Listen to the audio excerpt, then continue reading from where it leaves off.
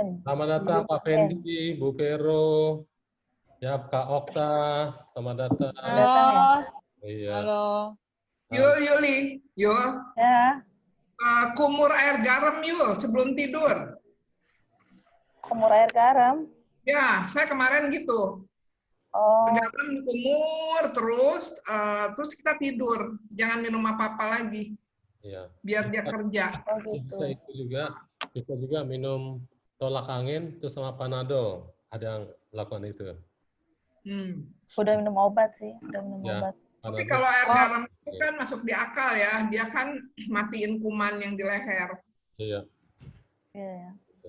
Kalau aku sih kemarin sempat kayak gitu tuh awal-awal. Terus aku pagi makan apa namanya minum imbus vitamin. Terus aku kasih minum tolak angin. Malamnya minum jahe sama kunyit. Kunyit dikasih lada hitam. Lada hitam aku gerus terus aku rebus. Itu iya digodok. Itu cepet banget. Cuman 2 hari apa 3 hari langsung fit lagi. Iya, itu karena stamina-nya kan dari godokan itu. Selamat datang, Beta Risa Solihin, kelihatannya sudah hadir, Bu Rita. Udah ya. Selamat malam, Pak. Halo. Pak, kumaha damang? Damang pisan, sehat. Oh, iya. Ini Shalom, Pak. Selalu ngikutin Bapak loh. Iya. Saya ngikutin Bapak terus kalau lagi khotbah. Iya. Risa sebenarnya Kirain ngikutin jalan. ya. Kan kita sekampung, orang Sunda. Thank you so much. Ya, Pak Risa sebenarnya Yang kita udah mana? schedule kan Pak Risa udah berapa tahun lalu untuk di PDO Agapim Sekaratu kita mau schedule Bapak tiap hari Jumat, cuma schedule Bapak padat 1 tahun. Nggak pernah dapat. Ya, makanya ini mungkin rencana Tuhan juga di PSBB ini pas dapat kita. Thank you, Pak Denito. Ya. Oke. Ada siapa aja nih? Ada Pak Denito, ada siapa lagi? Ada Pak. Ada Bu Rita Lun, ada Bu Yulianti Samosir, Horas Ibu, Horas itu, Molati Godang, Wadong si Boris. Ngerti si Bapak teh. Ngerti seetik Pak emang. Sadai. Ada Ibu Eva Magdalena senyum terus dari tadi. Iya, tapi nggak bergerak ya, Pak. Iya, nggak bergerak. Mungkin lagi masak kali ya. Halo Pak, lagi di jalan Pak. Mau pulang ke rumah. Terus senyum terus. Kelihatan di mobil. Ibu Veronica. Vero, apa kabar? Bu Vero jangan di mute dong. Kedengeran suaranya Bu Vero. Iya. Ibu Rohani selalu rohana ya. Selalu rohana. Selalu rohani ya Bu. Selamat malam Pak. Malam Bu Ani. Selamat malam Bu.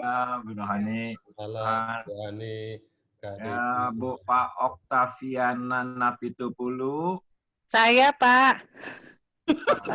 Videonya. Horas, saya pakai bajunya belum sisiran Pak, berantakan di rumah. malu saya Pak. Aslinya dong. Ibu Debbie Luntungan itu foto di belakangnya kok muda banget ya. Itu Iya. foto siapa? Itu artis. Oh iya. Aduh, ini baru habis mandi Pak, belum catokan. Aku juga baru mandi kok. Oke. Ada siapa lagi nih?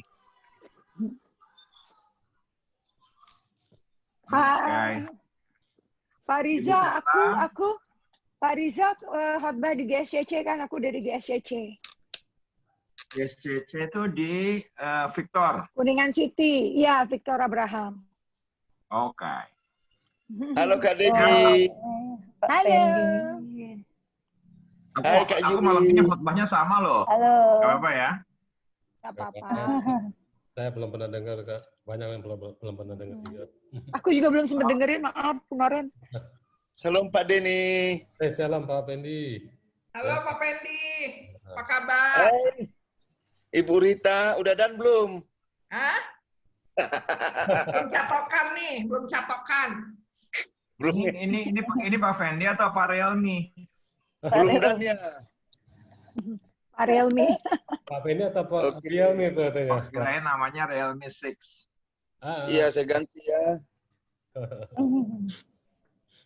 Oke, gini Pak Rizka. Jadi ibadah kita via Zoom ini udah yang ketiga kali di video Agape Mustika Ratu.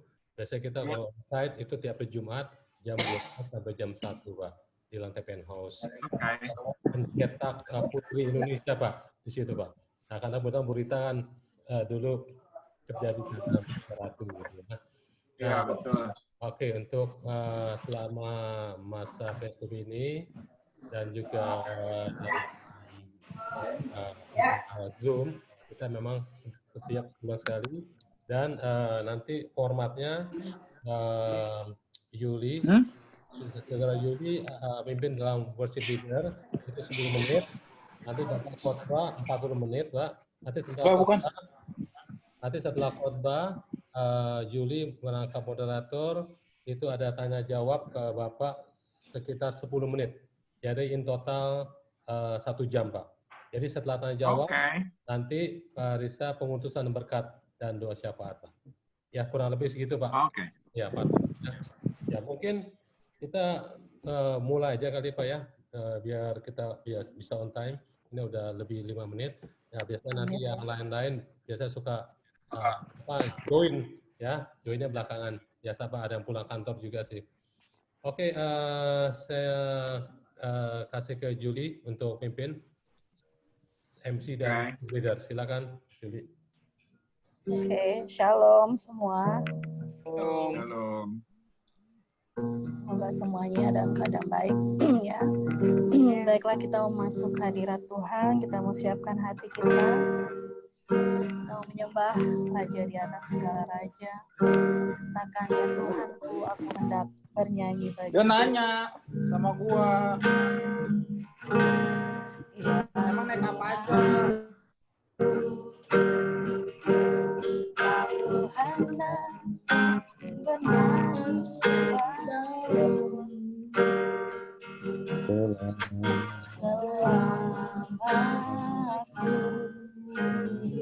Hidup. Ya Allah, aku hendak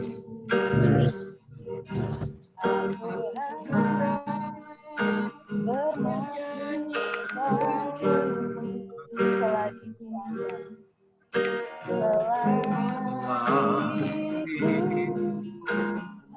ada, selagi ku ada. Inilah yang ku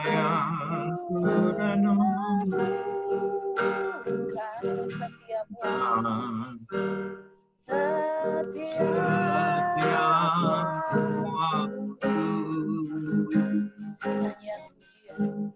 nyanyian pujian dan pengagungan kepadamu.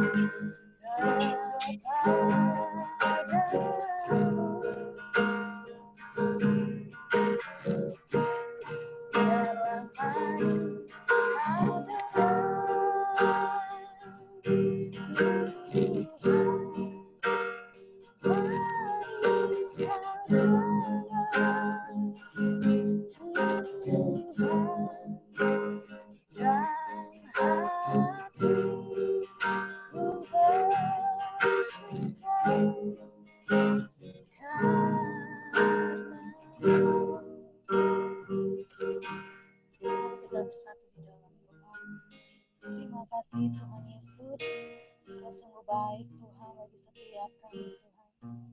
Malam hari ini kami datang Tuhan, merendahkan hati kami di hadapan-Mu Tuhan. Inilah pujian kami, inilah ucapan syukur kami yang kami bawa ke dalam hadirat-Mu. Dan Tuhan, Engkau yang akan membaharui hati dan pikiran kami. Lewat sebentar Tuhan ibadah Zoom PGO Mustika Ratu malam hari ini. Engkau yang mengurapi hati kami, supaya mengurapi pikiran kami, kuasai kami Roh Kudus, bahkan hamba-Mu Bapak Pendeta Riza Solihin juga Tuhan yang menguasai. Kami mau datang berikan yang terbaik, pujian yang terbaik, penyembahan yang terbaik kami kepada Engkau. Terima kasih Tuhan, biarlah Engkau Tuhan memimpin sebentar ibadah kami Tuhan. Dari awal, pertengahan hingga pada akhirnya, hanya di dalam nama Tuhan Yesus Kristus. Terima kasih Bapa, terima kasih Tuhan, kami kembali angkat pujian ini. Katakan inilah yang kurenungkan, inilah yang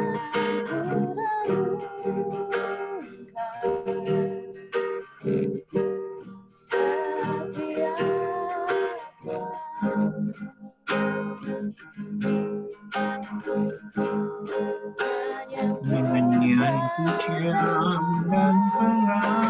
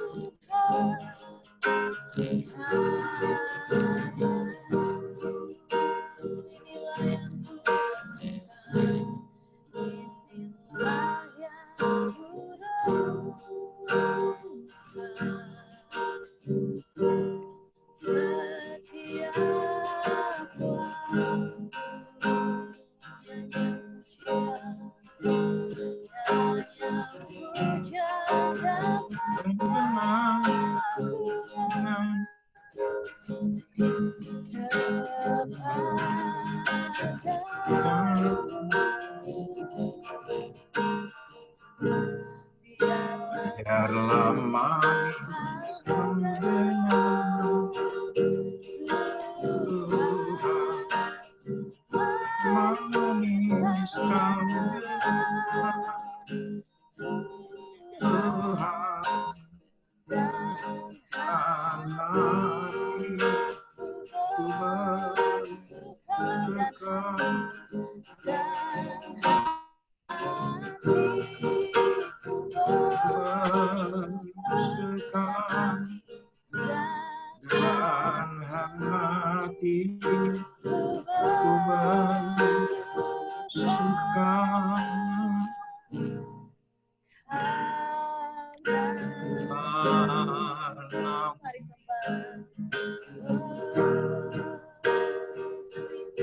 Haleluya, terima kasih Tuhan. Terima kasih Yesus, terima kasih Tuhan. Haleluya, haleluya, haleluya. Terima kasih Engkau baik Tuhan, layaklah Kau dipuji, layaklah Kau disembah, layaklah Kau dimuliakan. Terima kasih, terima kasih, terima kasih Tuhan. Terima kasih Tuhan, terima kasih. Haleluya.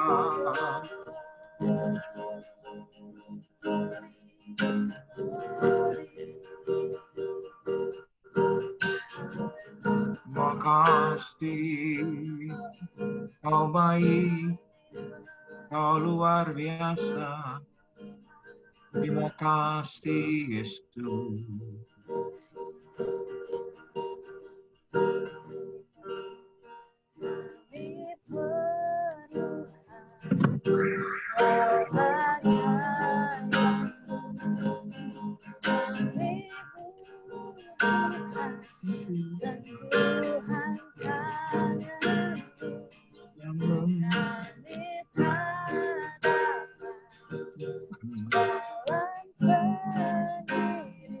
Kami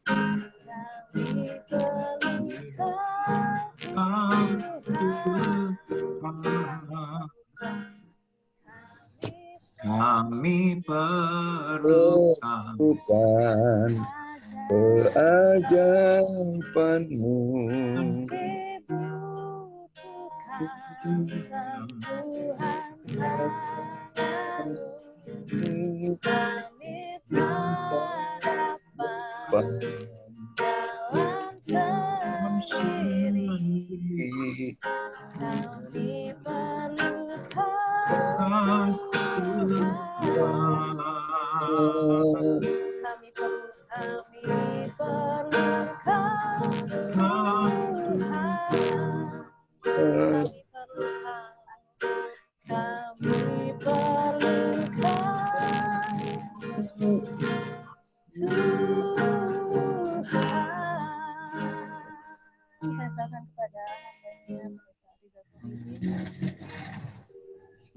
Bapa dalam sorga, Bapa dalam nama Tuhan Yesus Kristus, kami bersyukur untuk malam hari ini, malam yang Tuhan jadikan semuanya baik, semuanya indah. Ebenezer, sampai hari ini Tuhan menyertai kami luar biasa dan segala keberadaan kami.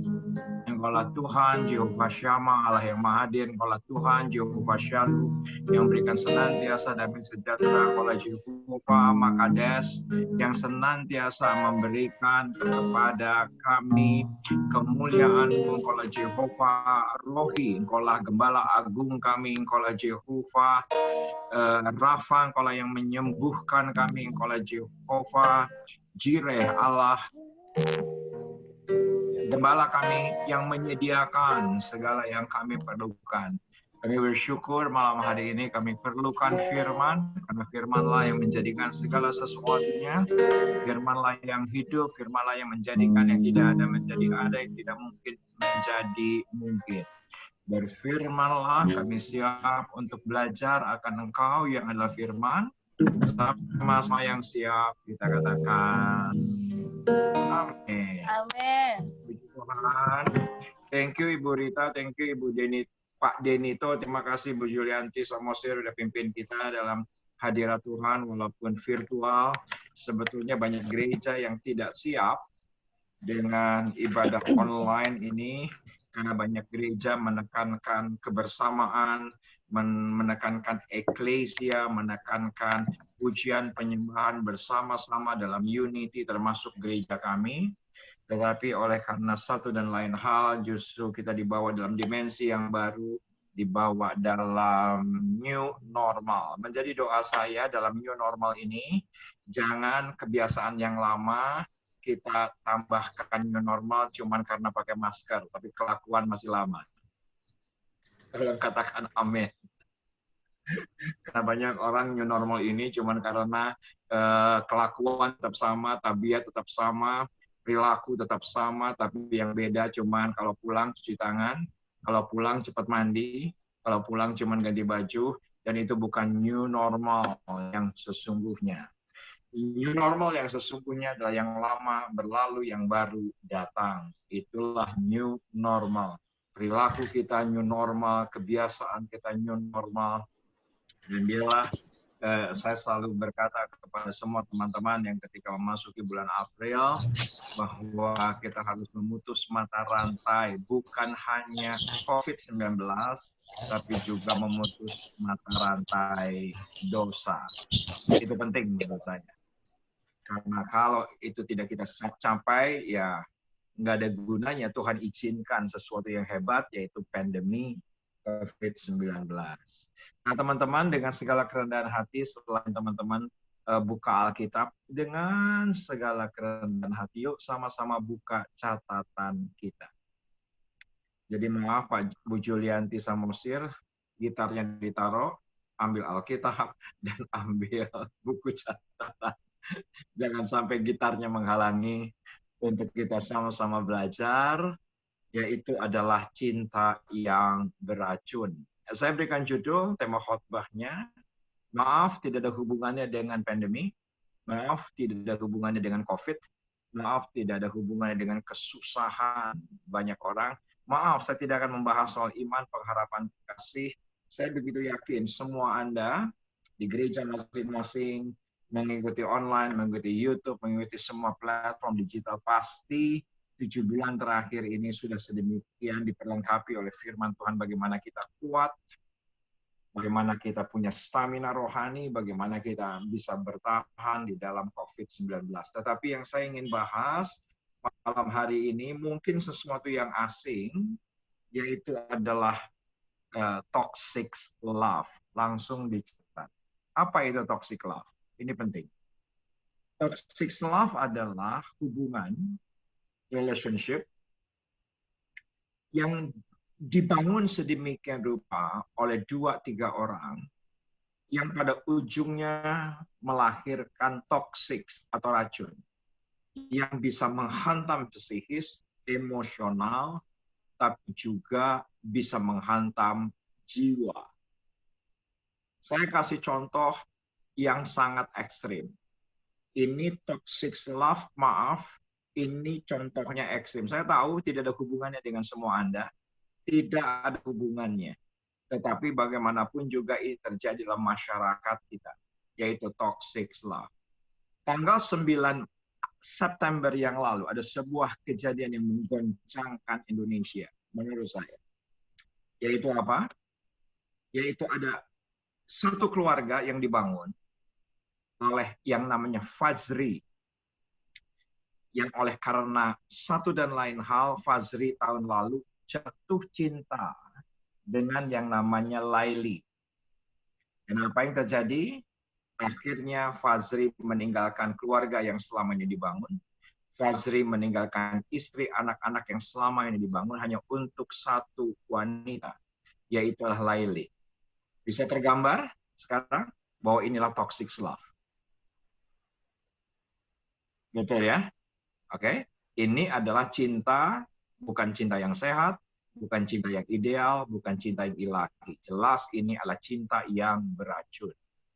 Dan ternyata Laili itu pekerjaannya adalah guru untuk mahasiswa-mahasiswi untuk belajar soal fisika. Laili bukan orang bodoh, orang pandai. Dia pernah mengikuti olimpiade fisika di berbagai negara. Jadi bukan orang bodoh. Tetapi Fajri menurut berita, maaf, ini saya minta maaf, saya tidak mengurangi respek saya atas pekerjaan ini. Pekerjaannya adalah ojol. Pekerjaannya adalah ojol. Mereka jatuh cinta, akhirnya Fajri meninggalkan keluarganya dan perkawinannya, dan satu rumah hidup bersama dengan Laili. Ternyata memasuki masa pandemi ini, Laili kehilangan banyak mahasiswa. Laili kehilangan banyak murid. Apa yang terjadi? Mereka kesulitan keuangan.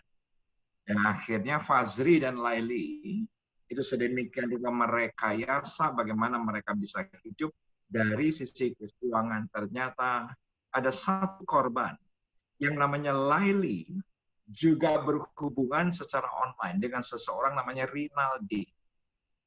Mereka sedemikian rupa pada sebuah titik relationship mereka saling jatuh cinta. Nggak tahu jatuh cintanya tulus atau tidak. Tetapi pada sampai sebuah titik, Laili mengajak untuk Rinaldi kopi darat. Tanggal 9 September, karena Rinaldi ini ternyata didapati dia adalah seorang manajer dari sebuah perusahaan HRD, perusahaan Jepang.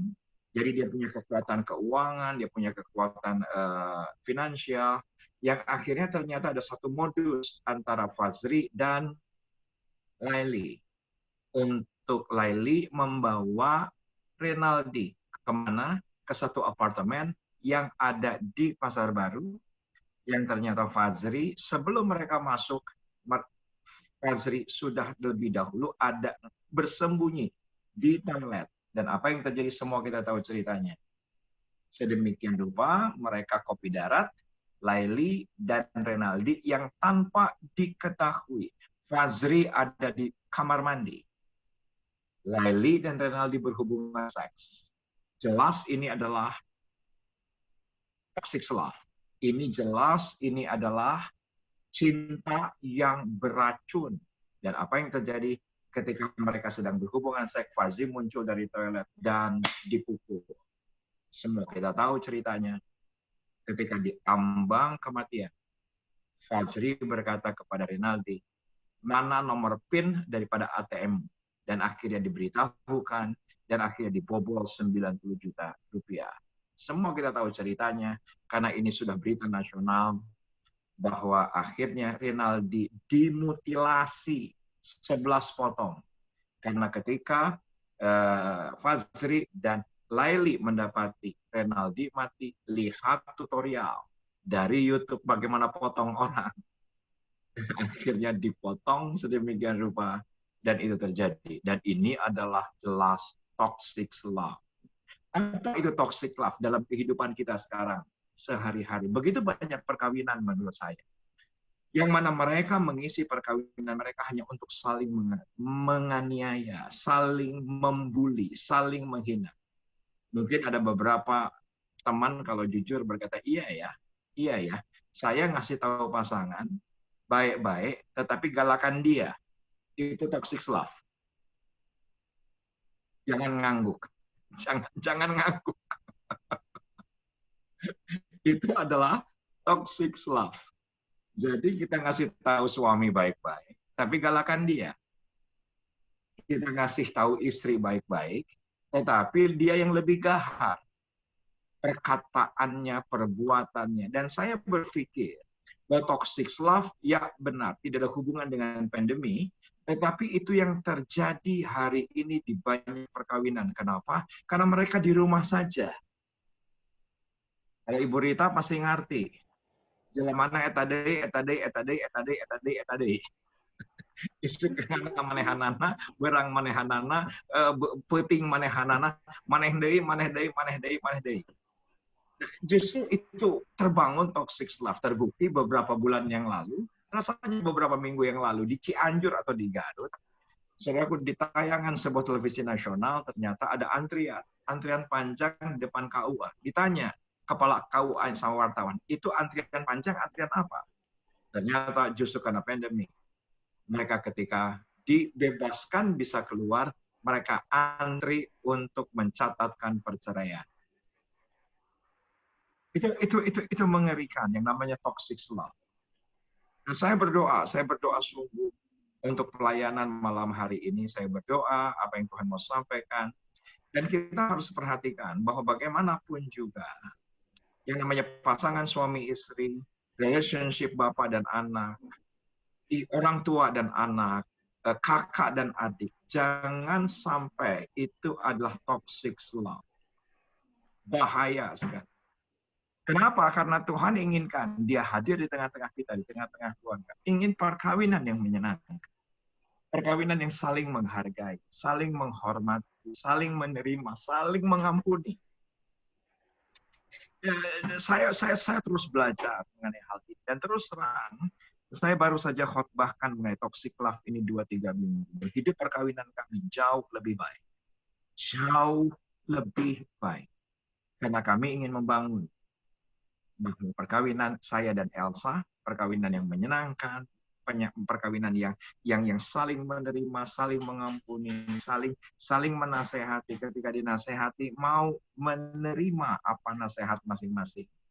Dan ternyata Alkitab kita dengan jelas bilang bahwa ada banyak perkawinan-perkawinan yang cinta mereka itu ideal, cinta mereka itu sehat. Contoh Ishak dan Ribka, betul ya? Karena Ishak adalah satu-satunya mungkin tokoh perjanjian lama yang monogami. Yang lain poligami, pemajikan loba. Nu hiji 1000, nu hiji 3, nu hiji 5, nu hiji 7. Kabalatak pemajikan aya di mana-mana. Tetapi ada perkawinan yang begitu indah dan ideal, yaitu adalah perkawinan Ishak dan Ribka. Tentu juga teman-teman pasti langsung terbersit dalam pikiran. Ada perkawinan yang begitu indah, saling menghargai, saling menerima, yaitu adalah Kidung Agung. Betul ya? Kidung Agung. Di mana ketika itu yang namanya Salomo first love dengan perempuan Sunem, mereka saling menghargai, saling memuji, saling menghargai, dan saya merindukan itulah justru ketika kita di rumah saja itu yang terjadi antara orang tua dan anak dan kakak, keponakan apa saja yang ada di rumah, itu mereka menjadi perkawinan yang ideal dan dijauhkan daripada toxic relationship atau toxic love. Saya mau kasih contoh tadi pagi. Saya ini bulan April, saya ini praktisi olahraga Pak Denito. Ya teman-teman, saya ini praktisi olahraga. Jadi 10 tahun saya berolahraga, saya rajin gym. Tetapi karena gym tutup, mall tutup, akhirnya April dan Mei saya berolahraga jogging setiap hari. Ya 1 jam, 2 jam memastikan 300-400 kalori terbuang. Oke, setelah itu bosan jogging. Anak saya bilang, Papa, supaya Papa betah di rumah, ini aku kasih sepeda. Akhirnya dikasihlah sepeda. Saya terus terang nggak terlalu nyaman dengan sepeda. Saya nggak tahu di sini ada teman-teman yang senior atau belum. Saya tidak berkata lansia, saya tidak berkata senior. Saya berkata senior bukan lansia karena usia saya sudah menuju 60, cucu saya sudah 2. Kayla 8 tahun, Kenneth sudah 5 tahun. Jadi sorry laki-laki karena usia ternyata maaf bokong itu semakin lama semakin tipis. Saya tersiksa main sepeda, sakitnya luar biasa. Saya nggak tahu orang kok bisa senang naik sepeda. Saya penderitaan sepeda itu luar biasa. Saya nggak menikmati sepeda orang yang bisa ke peak, bisa kemana. Saya nggak menikmati. Saya sudah coba itu kali menikmati. Tapi ada sebuah kejadian di bulan Juli, di mana karena begitu banyak permintaan di gereja kami, akhirnya dimulai bulan Juli lah kami adakan pelayanan baptisan. Saya berpikir baptisnya di mana? Kan gitu ya. Kalau di gereja tempat yang 3x4 nggak mungkin, social distancing ya nggak ketemu. Masa nyemplung udah gitu disinfektan, nyemplung satu keluar disinfektan, nggak mungkin. Jadi akhirnya saya sampai ke sebuah titik punya solusi, yaitu kolam renang dekat rumah saya, hanya 2 menit berjalan. Kolam renang di pool di klaster di mana saya tinggal. Dan ketika saya baptis, aku bilang gini, my goodness, saya sudah 12 tahun nih nggak pernah ke kolam renang ini. Dan akhirnya saya mulai bulan Juli, Agustus sampai tadi pagi dan tadi sore. Tadi pagi saya berenang 75 kali balik. Tadi sore saya berenang 60 kali balik. PP. Nah, tetapi karena saya punya tujuan, karena saya ini senang olahraga, jadi tadi pagi saya bangun 5:30. Kenapa saya bangun 5:30? Supaya kalau berenang 6:30 belum ada orang. Kan gitu. Supaya nggak ada orang. Dan apa? Setiap pagi yang saya lakukan adalah kalau ketika bangun pagi 5:30, saya doa, pujian, penyembahan sebentar, sesaat, doa pagi. Setelah itu saya bergegas untuk menyiapkan diri saya. Tapi saya tidak pernah bisa lupa. Saya tidak akan pernah bisa lupa karena sudah bertahun-tahun saya lakukan. Yaitu cium istri saya. Yang jadi masalah. Istri saya nggak pengen dicium di pipi, nggak pengen dicium di kening. Diciumnya pengennya di bibir. Itu masalah. Kenapa? Karena masih pagi. Bisa ngerti maksud saya? Termasuk tadi pagi. Saya cium dia pagi-pagi di bibir. Dan dia kebangun. Dia bilang morning. Saudaraku, saya langsung berkata, aduh mam, kayaknya kamu wangi banget. Kayaknya kamu segar banget. Padahal pagi-pagi. Nah, kenapa saya harus puji? Karena supaya perkawinan kami menyenangkan. Dan saya berkata, kamu pagi hari ini wangi banget. Kenapa wangi? Karena saya ketika cium tahan nafas. Itu poinnya. Coba kalau nafas. Sama-sama pingsan. Kan begitu. Tetapi menurut saya, ini sesuatu yang harus dibangun. Agar perkawinan itu menyenangkan. Agar hubungan itu menyenangkan. Jangan hubungan kita beracun. Oleh karena perkataan kita, oleh karena tindakan kita, harus dibangun. Yuk langsung kita buka Alkitab kita. Hakim-Hakim. Pasal yang ke-16. Yuk semua buka. Hakim-Hakim pasal yang ke-16. Pelan-pelan kita akan belajar. Hakim-Hakim pasal yang ke-6. Semuanya oke? Ibu Rohani oke? Mau tertarik untuk belajar? Oke? Supaya di rumah saja semakin menyenangkan. Supaya di rumah saja semakin bahagia. Oke? Oke. Hakim-Hakim pasal yang ke-16. Perhatikan Ayat yang ke-1. Simson pergi ke Gaza dan dilihatnya seorang perempuan Sunda. Siapa Simson? Simson di mana Hakim-Hakim pasal yang ke-13, Alkitab dengan jelas berkata bangsa Israel itu diserahkan kepada bangsa Filistin. Kenapa? Karena bangsa Israel sudah memberontak kepada Tuhan. Jadi disengaja oleh Tuhan, bangsa Israel dikuasai oleh Filistin. Nah, tiba-tiba ternyata di situ ada satu keluarga yang mana istrinya mandul. Tiba-tiba Tuhan datang dan berkata bahwa kamu mandul akan dibukakan secara ajaib. Dan anakmu akan menjadi nazir Allah. Diberi nama Simson. Dan dia akan menjadi pelepas bagi bangsa Israel dari bangsa Filistin. Semua kita tahu, Simson lemah di wanita. Betul ya? Simson lemah di wanita. Dan apa yang terjadi?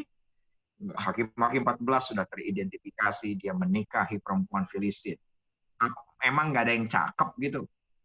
Orang Lewi. Nggak ada yang cakep gitu, orang Dan. Nggak ada yang cakep gitu, orang Isakar. Nggak ada yang cakep gitu. Orang-orang yang ada 12 suku Israel, rasanya pasti ada yang cakep. Setahu saya, orang Israel cakep-cakep. Betul ya?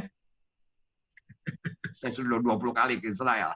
Saya tahu persis mana yang cantik, mana yang enggak. Saya belum buta.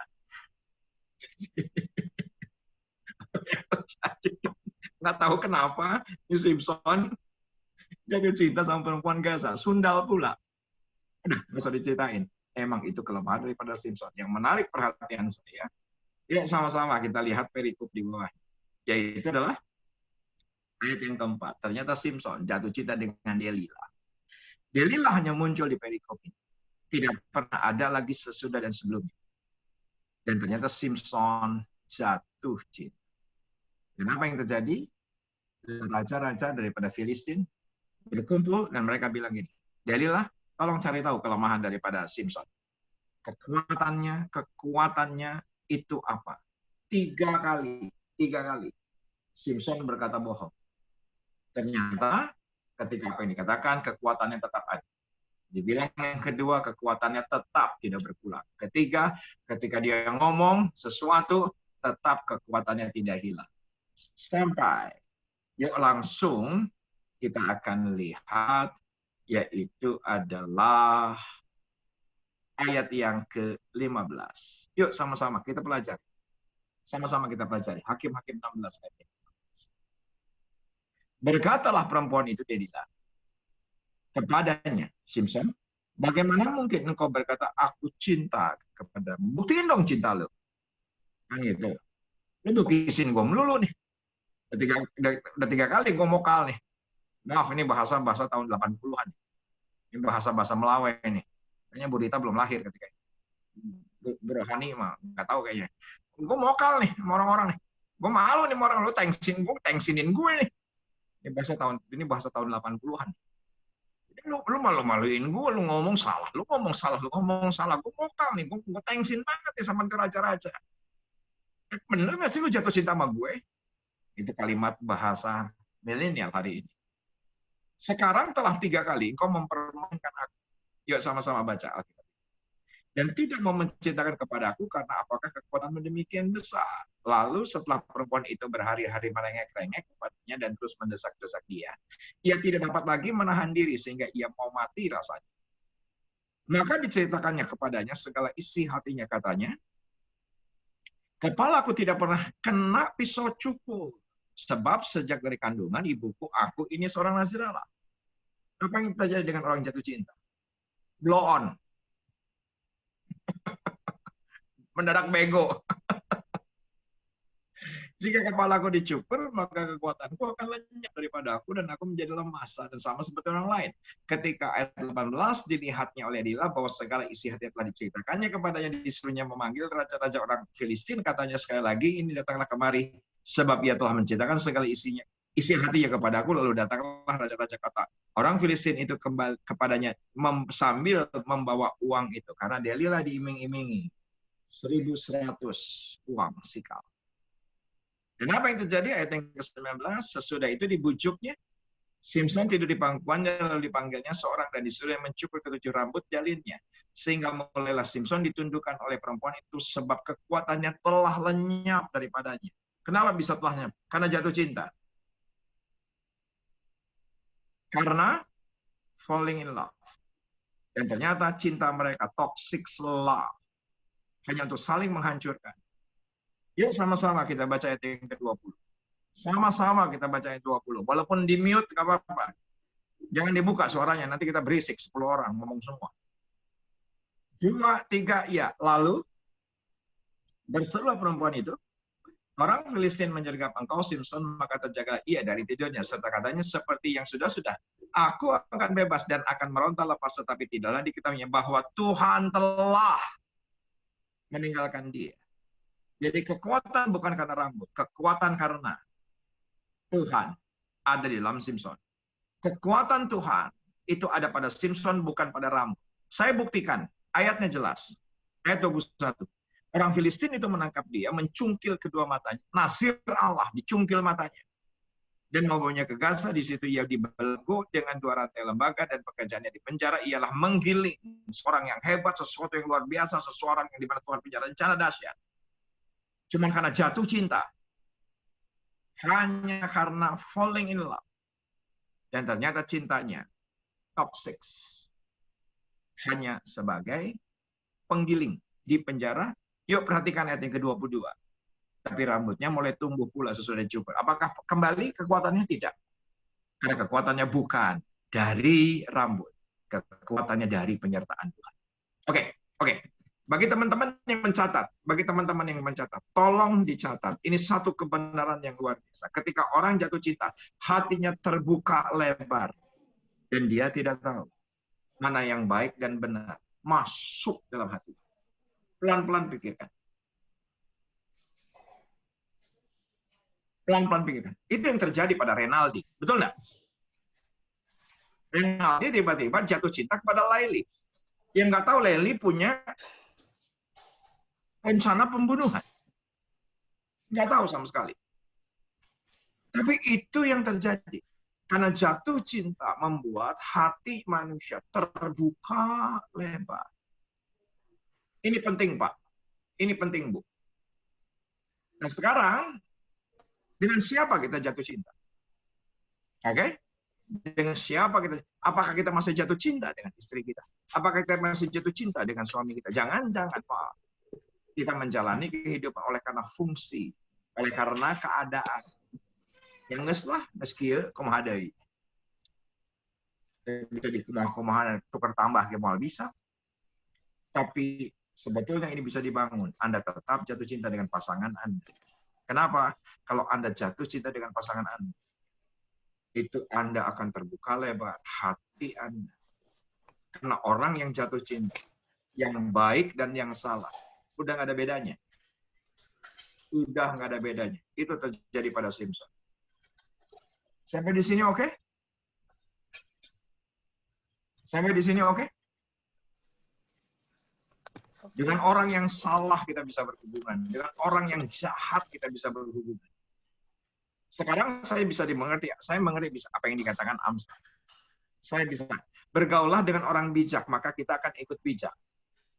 Tapi betapa malangnya kalau kita berteman dengan orang yang bebal. Baru berteman sama yang bebal aja udah malang. Padahal kita tahu, berteman itu cuma ketemu sekali. Ketemu di tempat gym, ketemu di tempat coffee shop. Nama siapa? Riza. Kita sudah bilang, dia teman gue. Yang namanya bergaul beda. Yang namanya bergaul ada intensitas. Seperti teman-teman di Agape ini bukan berteman, pasti sudah bergaul. Dengan siapa kita bergaul, itu akan membuat hati kita terbuka. Nah, saya mau pesan, kalau udah lihat wajah-wajah, maaf, wajah-wajah, seperti Pak Denito, sorry Pak Denito, di foto Anda di belakang, ada foto keluarga Anda. Saya nggak tahu anak laki-laki Anda tuh yang paling depan, sekarang usianya berapa, saya nggak tahu yang perempuan itu usianya berapa. Tapi tolong perhatikan, ketika anak kita jatuh cinta dengan pacarnya, hatinya terbuka untuk melihat. Hati-hati. Bisa ngerti Mas saya? Hati-hati. Hati-hati. Karena orang yang jatuh cinta, hatinya terbuka lebar. Selebar-lebarnya. Dulu anak intim sama orang tua. Makan malam Sabtu teratur, makan siang hari Minggu, tiba-tiba hilang. Apa yang diomongin orang tua. Nggak ada yang nyangkut. Kenapa? Sederhana. Karena dia jatuh cinta. Bukan dengan orang tua, tapi jatuh cinta dengan orang lain. Yang mana tiba-tiba ada orang yang datang kepada anak kita dan berkata, udah tinggalin Yesusnya. Pasti masuk dalam hatinya, dia jatuh cinta bukan sama Yesus, jatuh cinta sama pasangan. Hati-hati dengan jatuh cinta. Saya pengalaman sebagai gembala sidang, Pak Denito. Sorry, saya pakai tab, jadi wajahnya cuma ada 4. Ada Ibu Rita, Ibu Rohani, sama wajah yang lain, sorry, nggak kelihatan. Karena saya cuma pakai tab, nggak pakai laptop. Sorry, jadi Pak Denito lagi. Sorry Pak Denito, banyak sekali orang tua yang ketika anaknya pacaran dengan orang yang tidak seiman,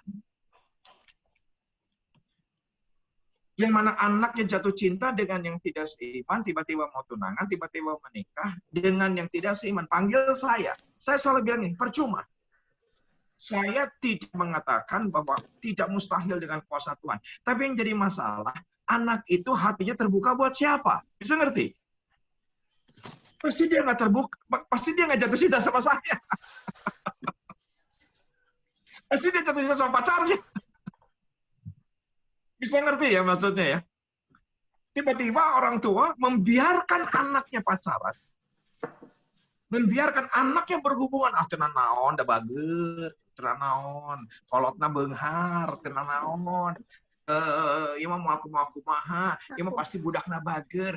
Tapi Anda tidak boleh abaikan yang namanya orang jatuh cinta. Hatinya terbuka lebar. Semua yang baik dan yang buruk masuk. Kita tidak pernah tahu. We never know. Jadi saya mau mengatakan kepada teman-teman, karena kelihatannya teman-teman cukup senior, jadi tolong ketika anak-anak kita pacaran, anak-anak kita berhubungan, di awal justru kita harus pertimbangkan matang. Jangan di tengah. Ensong sudah telat. Orang tua mau bilang apa, kayak orang tua kamu dididik dari kecil sabodo teuing kata anak, yang penting gue jatuh cinta sama dia. Jatuh cinta itu sesuatu yang bisa menjadi toksik, menjadi racun dalam kehidupan.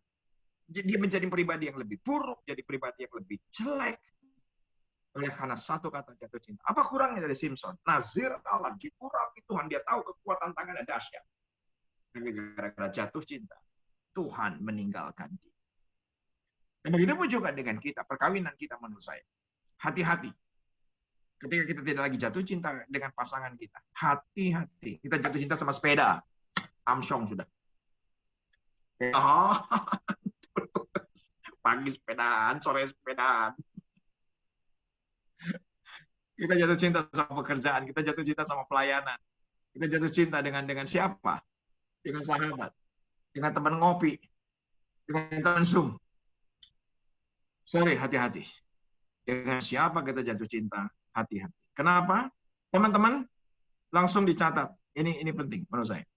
Ketika pacaran, 20% pakai hati, 80% pakai otak. Saya ulangi lagi ya. 20%, tolong katakan kepada anak-anak Anda, 20% pakai hati kalau pacaran, tapi 80% pakai otak. Nalar harus jalan. Kalau nggak sepadan, putusin. Kalau dia cuma pengen yang mementingkan diri sendiri, putusin. Kalau dia cuma pengen yang dia terus yang diperhatikan, putusin. Ada begitu banyak anak-anak perempuan. Sekarang daripada putus, gue nggak punya pacar, padahal menderita. Karena kenapa? Karena nggak pakai otak. Berbeda dengan menikah, Pak. Berbeda dengan menikah, Pak. Kalau menikah 80% pakai hati, 20% pakai otak. Gitu cerita. Betul ya? Bini lu tambah gemuk, tetap harus mengasihi dengan hati. Jangan pakai otak. Kalau pakai otak, kenapa bini tetangga sebelah lebih cantik? Pakai otak. Kenapa? itu sekretaris di kantor kalau lebih cakep. Itu kenapa orang yang baru ngelamar kerja, yang lagi internship di kerja, kok kayaknya masih muda, kok masih cantik, karena itu pakai otak. Kalau pakai otak kita terus berkalkulasi. Justru ketika pacaran pakai otak, tapi ketika menikah pakai hati. Itu penting menurut saya. Karena kenapa, teman-teman? Banyak orang hari ini dibalik. Banyak orang dibalik. Justru ketika pacaran pakai hati. Wah, itu parah. Semua kuberikan segalanya. Buktinya, Simpson. Katanya kamu cinta sama aku. Katanya kamu punya hati sama aku. Akhirnya Tuhan meninggalkan. Begitu banyak hari ini. Justru yang terjadi dibalik oleh orang Kristen. Pelajaran malam hari ini penting. Ketika pacaran 80% pakai otak. Dan ketika baru menikah, 80% pakai hati. Itu penting. Semuanya oke sampai di sini? Semuanya oke? Yang oke ketik dong sesuatu, supaya saya lihat interaksi. Teman-teman oke apa enggak? Oke, Pak. Semuanya oke? Belajar? Oke. Sorry, khotbahnya nggak ada hubungan sama COVID. Tapi menurut saya ini penting. Menurut saya ini sangat penting. Kenapa sangat penting? Karena kita di rumah saja, bekerja di rumah saja, kita berhubungan dengan manehana deui. Bagaimana kita bisa membangun dan perkawinan kita menjadi surgawi. Pastikan kita jatuh cinta dengan anak-anak kita. Dan teman-teman, kalau misalnya anakmu pacaran, jangan musuhin pacarnya. Saya katakan amin. Justru baikin pacarnya. Supaya pengaruh Anda tetap pada pacar, pacarnya mempengaruhi anak Anda. Jadi, win-win solution. Jangan dibalik. Karena toxic love terjadi di mana-mana. Saya tidak akan closing di bagian toxic love. Oke? Saya akan closing. Yuk sama-sama kita buka. Wahyu pasal yang ketiga. Sama-sama kita buka. Wahyu pasal yang ketiga. Saya akan closing di sini. Wahyu pasal yang ketiga, pesan untuk jemaat Laodikia, dan semua kita tahu 7 gereja adalah gereja segala zaman, termasuk zaman now. Setuju ya? Ini bukan terjadi 2000 tahun yang lalu. Ini adalah gereja segala zaman. Nah, apa yang terjadi dengan jemaat Laodikia? Kita langsung saja, ini ayat yang ke-19. Langsung ke ayat yang ke-19. Barang siapa ku kasihi, ia ku tegur. Dan ku hajar, sebab itu relakanlah hatimu dan bertobatlah. Yuk sama-sama kita baca ayat ke-20. Dengan suara keras, jangan di-unmute, nanti berisik Zoom-nya. Tetap di-mute, tapi kita bersama-sama baca dengan suara keras di rumah masing-masing. 2, 3, ya. Lihat, aku berdiri di muka pintu dan mengetuk. Jikalau ada orang yang mendengar suaraku dan membukakan pintu, aku akan masuk mendapatkannya dan aku akan makan bersama-sama dengan dia dan dia bersama-sama dengan aku. Tentunya ini bukan pintu gerbang, bukan pintu kompleks, bukan pintu depan gereja, bukan gerbang lobi di bawah kantor kita, pastinya bukan pintu itu, pasti pintu hati. Kalau katakan dia. Ketika dia mengetuk, dan kita buka pintu hati kita lebar-lebar, dia akan makan bersama-sama dengan kita. Dahsyat. Betapa dahsyatnya kalau setiap hari kita jatuh cinta dengan Yesus. Bukan dengan apapun dan bukan dengan siapapun. Apa makanan Yesus? Langsung, saya tutup di sini, Yohanes pasal yang keempat, ayat yang ke-23. Sama-sama kita buka Yohanes pasal yang keempat, ayat yang ke-23. Yohanes mana Yohanes? Pasal yang keempat, ayat yang ke-23. Sorry, salah.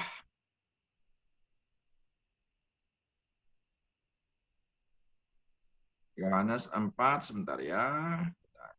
Semuanya oke malam ini? Belajar sesuatu? Saya harap teman-teman semua belajar. Sebentar.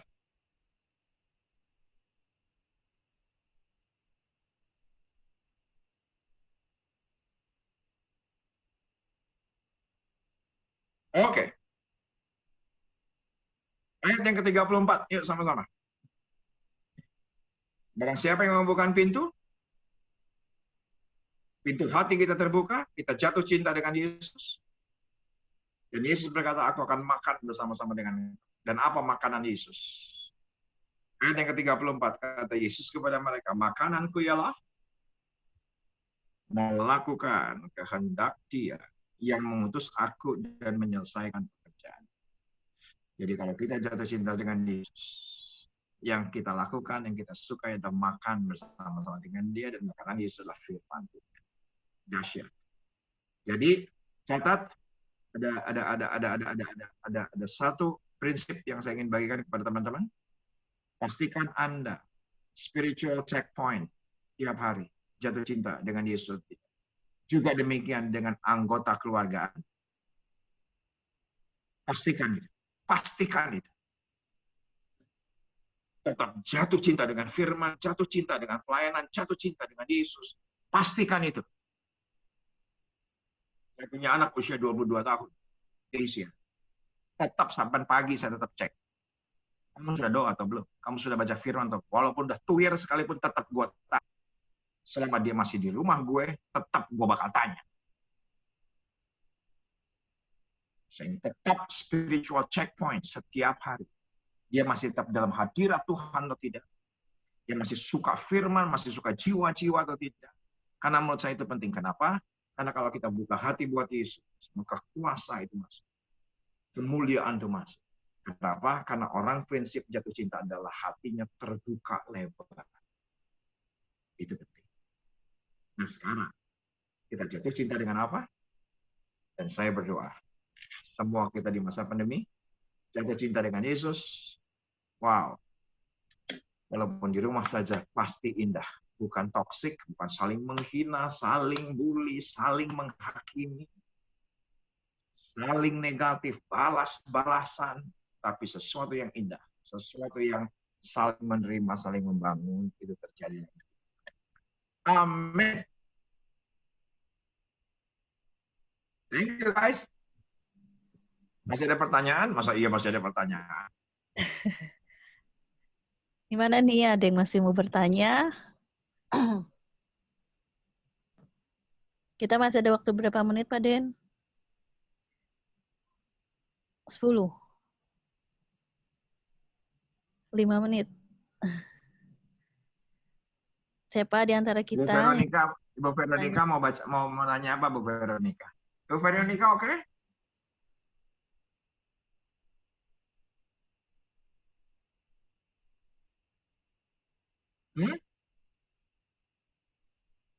Jangan, Bu.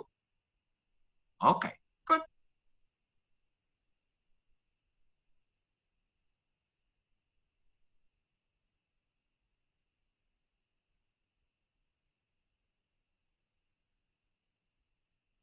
Oke, silahkan.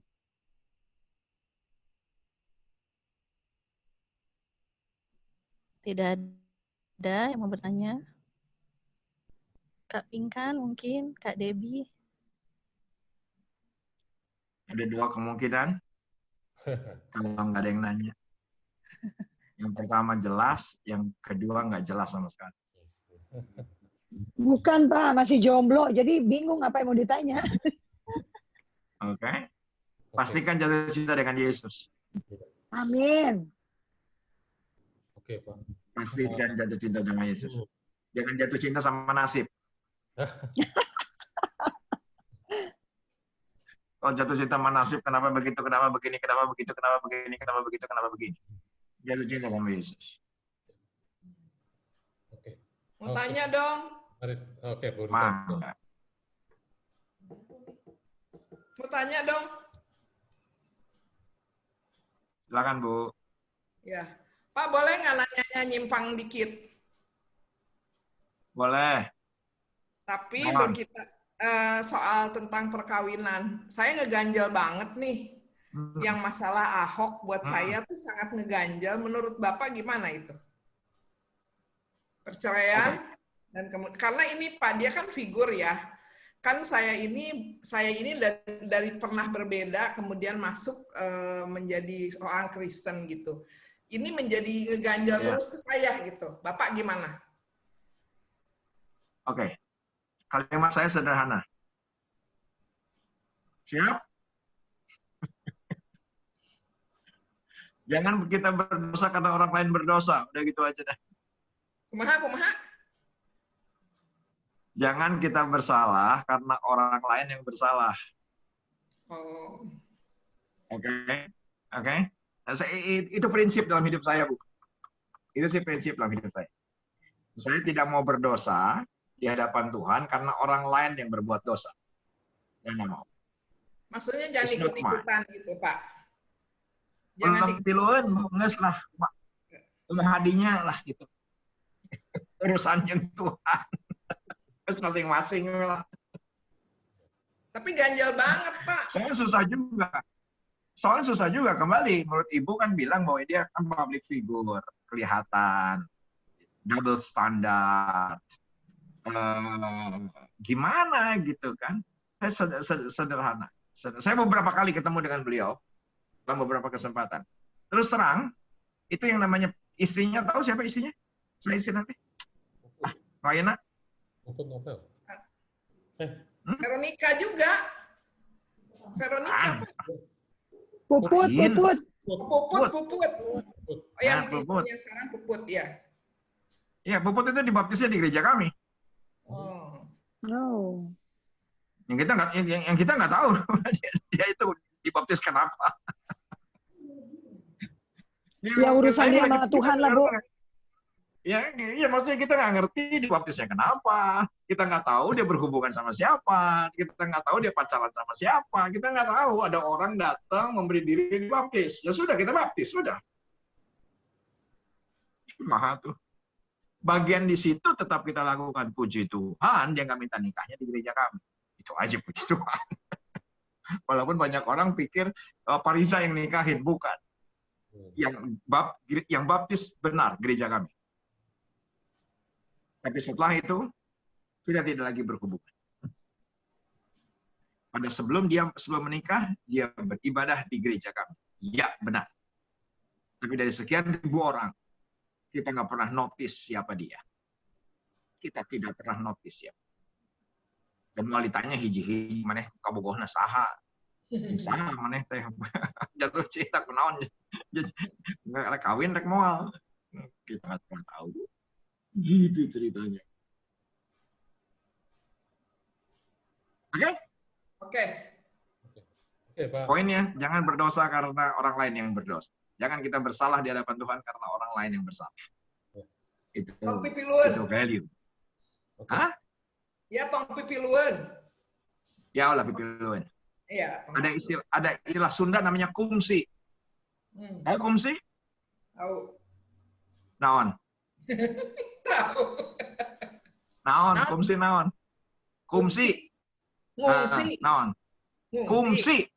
Kumsi. Oh. Kumaha sia? Oh. Gimana lo? Kumaha sia? Kumsi. Kumane. Iya. Terus masing-masing. Kumaha maneh? Kumaha sia. Oke, Pak Riza, saya pertanyaan mungkin minta pendapat advice. Boleh. Oke, di BDO Agape kita ada grup baca Alkitab Pak tiap hari. Ya, jadi Pak Fendi itu Pak Fendi Sialagan sebagai ketua adminnya. Terus kebetulan saya sama istri join juga sama anak-anak.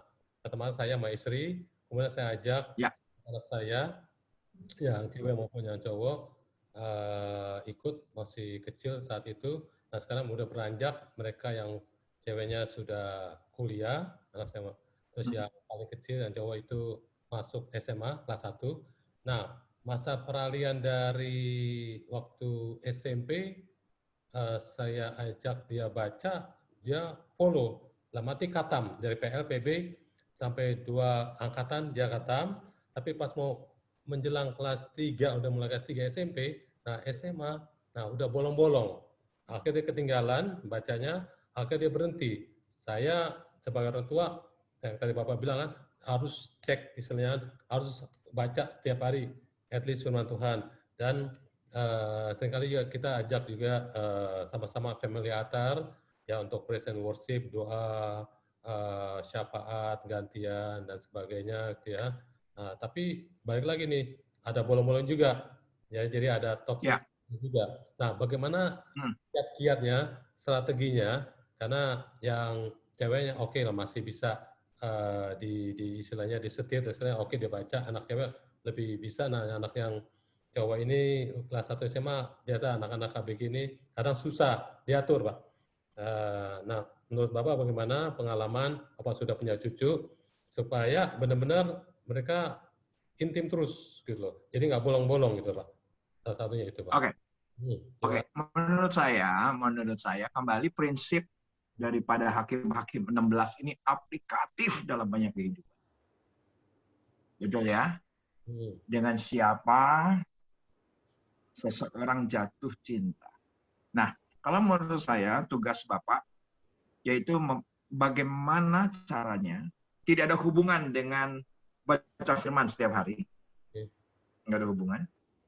Nggak ada hubungan dengan perkara yang rohani. Tapi sorry Pak, karena Bapak tanya, pastikan dia jatuh cinta dengan Bapak sebagai ayah. That's it. Kalau dia jatuh cinta dengan ayah, semua pengaruh dari ayah akan masuk. Poinnya itu. Saya tidak mencoba untuk menelaah apa yang terjadi, karena pasti dia sudah sedemikian rupa laki-laki, dia jatuh cinta dengan temannya, dengan pergaulannya, yang mana yang satu sisi hatinya terbuka lebar meningkat, di sisi lain hatinya tertutup sedemikian rupa dengan keluarganya yang semula. Kan begitu ya. Jadi itu, saya cuma ingin pastikan saja. Kayak saya punya anak Pak, Casey ya. Saya cuma pastikan supaya anak saya jatuh cinta sama saya. Dengan segala upaya lah, dengan segala upaya. Terus terang aja kemarin saya ada jalan kemana gitu ya, jalan kemana gitu. Terus saya kasih tangan saya untuk gandengan tangan. Casey tuh bilang gini, anakku ber-20, apa-apaan sih Pak? Gitu. Apaan sih Pak? Saya raih tangannya. Walaupun itu anak gadis, saya tetap jalan berdua gandengan tangan. Hal-hal yang kecil begitulah yang kita bisa kembalikan kepada anak-anak kita. Tetapi ada satu hal yang saya belajar sedikit ya Pak. Beberapa kejadian. Tadi Bapak mention soal cucu. Saya nggak terlalu dekat dengan cucu saya, Kenneth. Yang kecil. Umur 5 tahun. Kenapa? Karena dia anak laki-laki sangat nempel sama putri saya, Bella, ibunya. Itu mah nggak bisa ditinggal Pak, nggak bisa diapa-apain ya. Enak tidur sama saya, nggak mau. Ayo Kenneth kita pergi sama Grandki, nggak mau. Aku mau sama mama saja, mau sama mama saja, mau sama mama saja. Tapi sekarang saya lebih dekat dengan Kenneth. Kenapa? Karena saya menyediakan waktu berenang sama-sama dengan dia.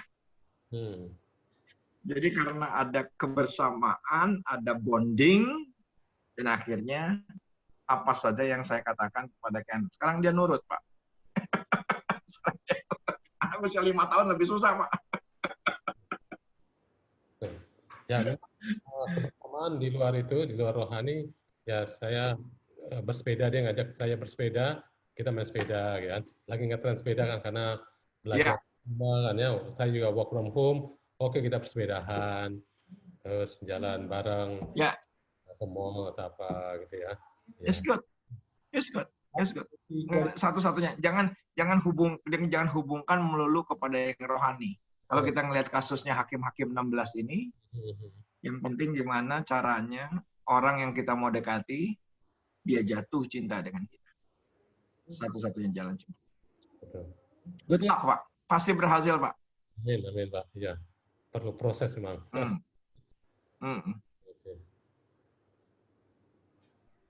Ibu Pinkan, apa kabar? Ibu Pinkan pasti Manado. Nggak ada yang namanya Pinkan orang Sunda. Benar Pak, Manado.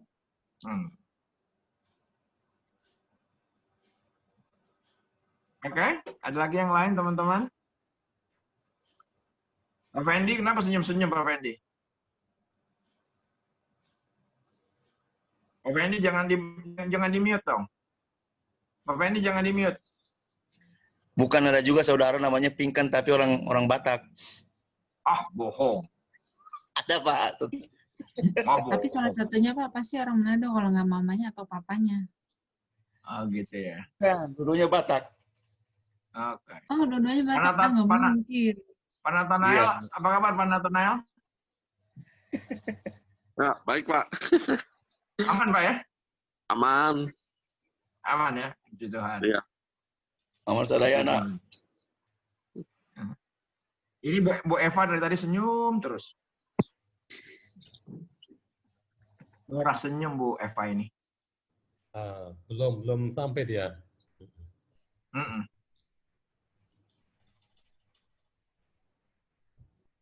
Oke, saya izinkan saya berdoa. Saya mau live, oke? Semuanya oke? Oke. Oke, Pak. Oke, yuk kita berdoa ya. Bapa dalam surga, Bapa dalam nama Tuhan Yesus Kristus, terima kasih oleh karena anugerah-Mu malam hari ini kami belajar sesuatu yang sangat praktis dalam kehidupan, sangat penting dalam kehidupan karena kami bisa jatuh cinta dengan siapapun.